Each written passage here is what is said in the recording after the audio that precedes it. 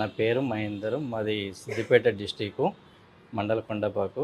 అమ్మగారికి స్టార్టింగ్లో మా పద్దాక నొప్పి కాలుకి నొప్పి వస్తుందని చెప్పేసి, కాలు లాగుతుందని చెప్పేసి 6 months నుంచి సఫర్ అవుతుంది. లోకల్ హాస్పిటల్ చూపిస్తే ట్యాబ్లెట్స్తో అప్పటి వరకు తగ్గిపోతుంది, మళ్ళీ వస్తుంది. ఏంటని చెప్పేసి డీప్గా టెస్టులు చేయించినప్పుడు ఇది బోన్ క్యాన్సర్ అని చెప్పేసి, బోన్ మ్యారేజ్ చేయించి క్యాన్సర్ అని చెప్పేసి తెలిసింది.